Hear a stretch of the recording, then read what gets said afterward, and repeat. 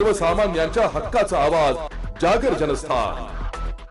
आज गुढीपाडवा आणि हिंदू नववर्षाचा पहिला दिवस, सर्वत्र आनंद आणि उत्साहाचं वातावरण असताना पांगरी बुद्रुकमध्ये शेतकरी मात्र आमरण उपोषण करीत। अजूनही प्रशासनाची चालढकल चालू असल्याने प्रशासनाला काही गांभीर्य आहे का असा प्रश्न उपस्थित होत आहे। प्रशासनाला अजूनही जाग येत नसल्याने शेतकऱ्यांमध्ये संताप व्यक्त केला जात असून हे आंदोलन आणखी तीव्र करण्याचा इशारा दिला जातोय।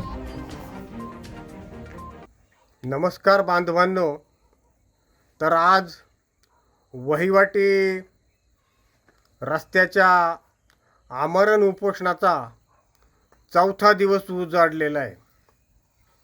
उपोषणार्थी बांधवांची प्रकृती आता खालावू लागलेली आहे, तरी देखील आम्ही नीतिधैर्य सोडलेलं नाही आहे। खोडसाळ प्रशासनाने उपोषणाची दखल घेऊन सुनावणीची तारीख तर दिलीच, परंतु ती 15 दिवस उशिरा दिलेली आहे। आमचं शासनाला आव्हान आहे की तुम्ही 15 दिवस सोडून वर्षभर जरी तारीख उशिरा दिली तरी आम्ही मरून जाऊ, पण आमचं उपोषण, आमचं आंदोलन आम्ही थांबवणार नाही। आम्ही मरू पण पुरून उरू। आज गुढीपाडव्याचा सण आहे, मराठी नवीन वर्षाची आज सुरुवात आहे। आज सर्व देश स्वतःच्या घरात आनंदाने गुढीपाडवा साजरा करत असतानाच आम्ही देखील उपोषण करत असताना सुद्धा आमचा उत्साह तसूभर सुद्धा कमी होऊ दिलेला नाही।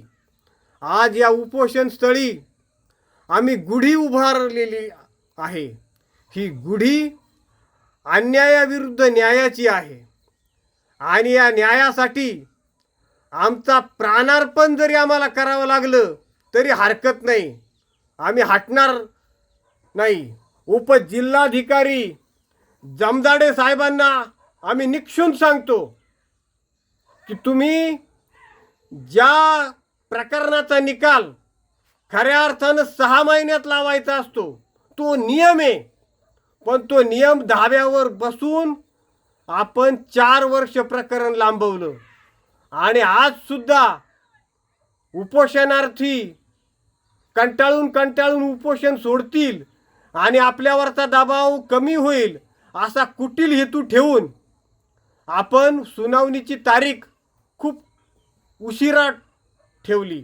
पण एकच सांगतो, या उपोषणादरम्यान माझ्या सहकाऱ्यांच्या जीविताला काही जर अपाय झाला तर त्याची संपूर्ण जबाबदारी उपजिल्हाधिकारी जमदाडे यांची राहील।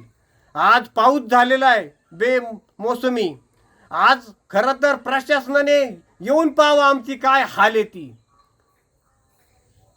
वाघ कुटुंब जे आहे मिठसागऱ्याचं, त्यांनी ऑलरेडी आमचा रस्ता बंद केलेला आहे, पण गेल्या 4 वर्षापासून आम्ही त्या रस्त्याने यायचो। तर पाऊस झाल्यानंतर आमची काय हाल आहे, तर तुम्ही आज येऊन पाहावं की तुम्ही एक दिवस जरी त्या ठिकाणी रस्त्याने आले तरी तुम्हाला जीव नकोसा होईल।